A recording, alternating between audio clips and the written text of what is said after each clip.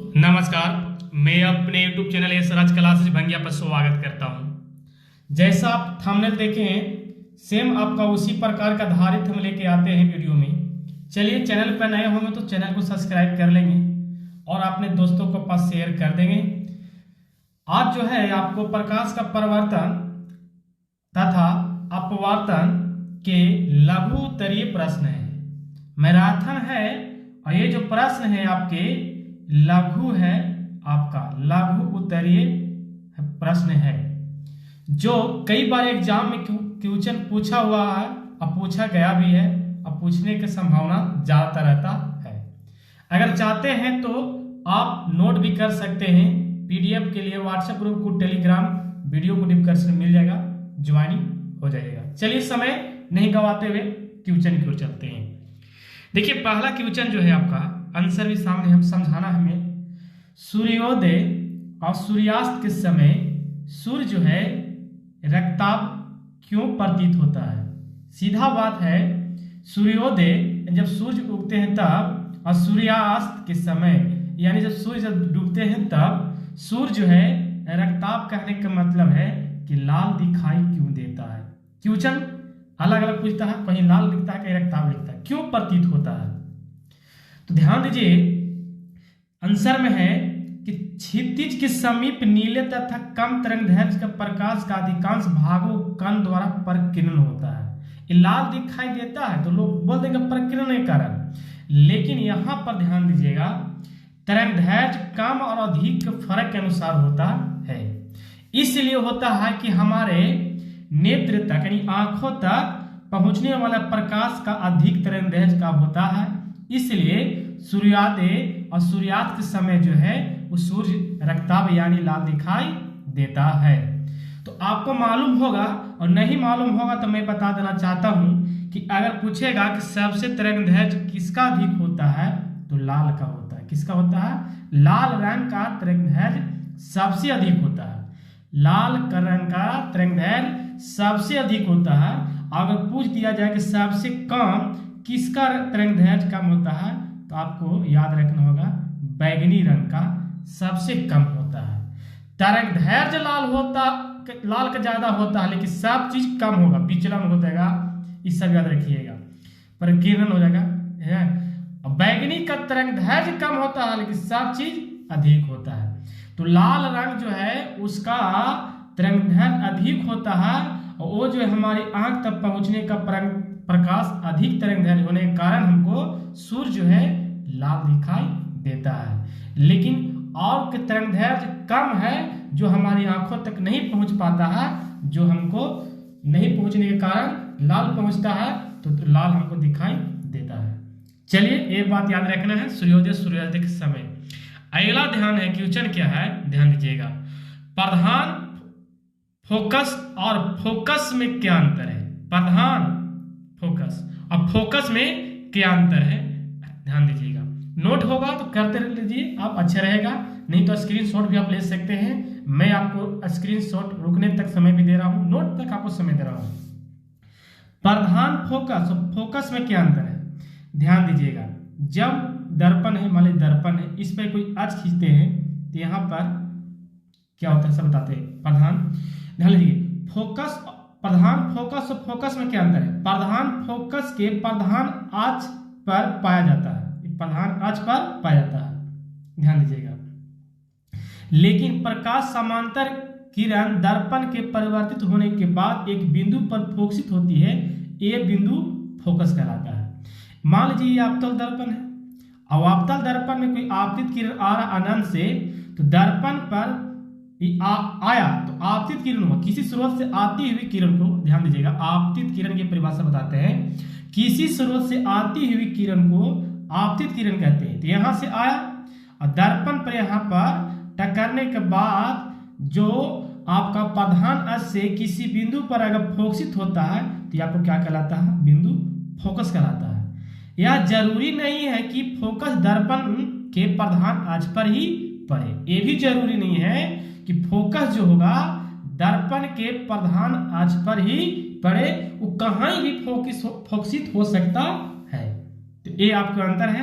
अगर नहीं समझ में आया होगा तो आप इसको पुनः आप वीडियो को रोक के देख लीजिए, पुनः आप इसको परिभाषा को नोट कर सकते हैं। आगे चलते हैं, ध्यान दीजिएगा। पार्श्विक विस्थापन से आप क्या समझते हैं? पार्श्विक विस्थापन से क्या समझते हैं या किसे कहते हैं? तो ध्यान दीजिए, किसी स्लैब से होकर गुजरने वाली किरण के लिए, किसी भी स्लैब से होकर गुजरने वाली किरण के लिए आपतित किरण और निर्गत किरण एक दूसरे के समांतर होती है। इन दोनों किरणों के बीच जो लंबवित दूरी होती है उसके पार्श्विक विस्थापन कहते हैं। सीधा बात है कि आपतित किरण और निर्गत किरण है ना, इसकी एक दूसरे क्या होते हैं? ये समांतर होते हैं। क्या होते हैं? ये आपतित किरण हो गया और ये आपको हो गया निर्गत किरण हो गया। और इनके जो बीच का जो दूरी होता है, ये दोनों बीच की दूरी को हम लोग क्या कहते हैं? पार्श्विक विस्थापन कहते हैं।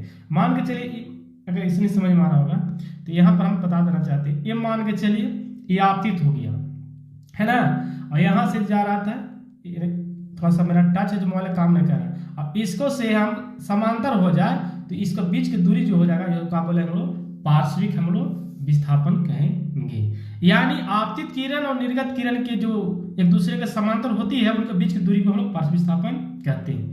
लेकिन अगला क्वेश्चन एक कई बार पूछा होगा, ये महत्वपूर्ण क्वेश्चन है, इसको चाहिए तो आप नोट कर सकते हैं। ये VVI है ना मेरे तरफ से। लेंस की क्षमता से क्या समझते हैं? ये क्वेश्चन पूछा भी गया है। किसी लेंस द्वारा प्रकाश किरणें के अभिसरण या अपसरण करने की मात्रा उसकी क्षमता कही जाती है। अभिसरण या अपसरण करने की क्षमता को है ना लेंस की क्षमता कही जाती है। लेंस की क्षमता को डायोप्टर में मापा जाता है, इसको हम D से सूचित किया जाता है। डायोप्टर उस लेंस की क्षमता जिसकी फोकस दूरी 1 मीटर होती है, 1 मीटर में सूचित किया जाता है। अगर जिसकी फोकस दूरी होता है आपका 1 मीटर होता है, डायोप्टर को D से सूचित किया जाता है। अगर पूछता है कि लेंस का क्षमता का ऐसे मात्रा क्या होता है, तो आपको बोलना होगा डायोप्टर। ये डायोप्टर पूछा भी गया है क्वेश्चन, है ना। आप देख लीजिएगा, प्रीवियस ईयर से क्वेश्चन निकाल के आपको समझ में आ जाएगा। चलिए आगे जो है 5वां क्वेश्चन है, आप नोट कर लेते तो अच्छा रहता, नोट करते जाइए और एग्जाम के समय में जरूर रिवीजन करके आप जाइएगा। उत्तल लेंस को सूर्य के सामने रखकर सूर्य देखना खतरनाक है, क्यों? उत्तल लेंस के अभी कभी भी आंख पर चश्मा उत्तल लेंस बना के उत्तल लेंस कहीं मिल जाता है तो सूर्य को पर देखना खतरनाक क्यों है? सबसे खतरनाक है क्योंकि उत्तल लेंस जो होता है ना, वो कितना भी प्रकाश आता है उस सभी प्रकाश किरणों को समूह एक जगह क्या करता है? फोकसित करता है। और जब फोकसित करेगा तो यहाँ पर अगर आंख रहेगा तो आंख को क्या होगा? आपको क्षति पहुंचा देगा। उत्तल लेंस वही लिखेगा। सूर्य से चलने वाली प्रकाश किरणें समांतर होती है। जब उत्तल लेंस समांतर किरणों को, ध्यान दीजिएगा, उत्तल लेंस समांतर किरणों के पड़ती है तो फोकस पर फोकसित होती है, या संतृप्त प्रकाश फोकस पर पड़ने पर आंख की पुतली जल सकती है। यही हालत में उत्तल लेंस को सूर्य पर देखना खतरनाक है। हम बोल दिए ना, उत्तल लेंस है, ये सब प्रकाश आ रहा है, यहाँ पर उत्तल लेंस है, इस सभी को जानते हैं एक जगह क्या करेगा? आपको फोकसित करेगा, तो आपकी हो जाएगा वहां पर नुकसान पहुंचा सकता है, ये याद रखना। आगे चलते हैं, 5वां हो गया हम लोग। 6ठा क्वेश्चन जो है सभी को नोट करते चले। 6ठा क्वेश्चन जो है आपका, 6ठा क्वेश्चन यह है कि गोलीय विपथन से आप क्या समझते हैं? बताइए। गोलीय विपथन की परिभाषा भी आपको पूछ सकता है। गोलीय विपथन किसे कहते हैं? तो जब बड़े द्वारक वाले गोलीय दर्पण में प्रधान अक्ष के समांतर, है ना, प्रधान अक्ष के समांतर किरणें परिवर्तन के बाद फोकस से नहीं गुजरती है, फोकस से कहा होगा नहीं गुजरेगा, इस दोष को गोलीय विपथन कहा जाता है। अब इस दोष से बचने के लिए सामान्यतः परवलयीय दर्पण का उपयोग किया जाता है। यानी अगर पूछेगा गोलीय विपथन को बचने के लिए कौन सा दर्पण का प्रयोग किया जाता है, तो परवलयीय दर्पण का उपयोग किया जाता है। चाहे बोलेगा परवलयीय दर्पण का उपयोग किस घटना में किया जाता है उपयोग, तो गोलीय विपथन में किया जाता है, क्योंकि इसमें फोकसित नहीं होती है गोलीय दर्पण में, तो नहीं गुजरती है फोकस से, तो आपको क्या कहते हैं हम लोग? गोलीय विपथन, हमको पूरा विश्वास आप समझ गए होंगे, और नहीं समझ गए हो तो स्क्रीनशॉट भी ले सकते हैं या इसे आप नोट कर सकते हैं। चलिए हम लोग संतवां क्वेश्चन। संतवां क्वेश्चन क्या है, देखिए संतवां क्वेश्चन देखिए लागू तरीके प्रश्न है प्रकाश के परिवर्तन का सभी। जो बच्चे नहीं पढ़े होंगे, नहीं समझे होंगे, आप नोट कर सकते हैं। हम आपको रिस्क लेते हैं नोट कराने का अपने वीडियो के माध्यम से। कौन सा लेंस वास्तविक और आभासी दोनों प्रकार के प्रतिबिंब बनता है? कौन सा लेंस है, देखिए लेंस कौन सा लेंस जो है वास्तविक आभासी दोनों प्रकार के प्रतिबिंब बनता है? तो उत्तल लेंस में जो है वो वास्तविक आभासी दोनों प्रकार के प्रतिबिंब बनता है। और उत्तल लेंस आपको मालूम होगा इस तरह को होता है। एकरा में क्या होता है, दोनों प्रकार के आभासी और वास्तविक दोनों बनता है। आभासी वास्तविक, वास्तविक आभासी। जब बीम फोकस के बाहर हो तो, जब बीम फोकस से बाहर हो तो वास्तविक प्रतिबिंब बनेगा, और जब बीम फोकस के भीतर हो तो आभासी प्रतिबिंब बनेगा। यानी कहने का मतलब है आपके दर्पण से समझ में आ जाएगा, ध्यान दीजिएगा। यह एफ है, अगर एफ के बाहर है तो क्या बनेगा आपका वास्तविक बनेगा, और अगर जब बीम फोकस के भीतर है तो क्या बनेगा आपको वहां पर आभासी प्रतिबिंब बन जाता है। समझ में आया? तो ये हो गया कौन सा लेंस में वास्तविक और आभासी दोनों प्रकार के बनता है, तो ये आपको उत्तल हो गया। उत्तल लेंस में किस में बनता है? उत्तल लेंस में। आप इसे नोट कर लेंगे। ऑब्जेक्टिव का है तो ऑब्जेक्टिव तरह का छाट लेंगे हम लघु तरीय प्रश्न से, और लघु तरीय तो लघु तरीय की तरह की। आगे चलते हैं। किरण, ध्यान दीजिएगा किरण क्या होता है। देखिए किरण प्रकाश के बिंदु पथ को किरण कहते हैं। यानी सीधी बात है प्रकाश, लाइट आप पढ़े भी होंगे और नहीं पढ़े हो तो बताते हैं। प्रकाश, प्रकाश किससे कहते हैं? तो जिसकी सहायता से हम किसी वस्तु को देखते हैं तो प्रकाश कहते हैं। यानी सीधी बात है कि किसको सहायता से आप देखते हैं? तो प्रकाश की सहायता से। तो जिसकी सहायता से हम किसी वस्तु को देखते हैं तो प्रकाश कहते हैं, है ना।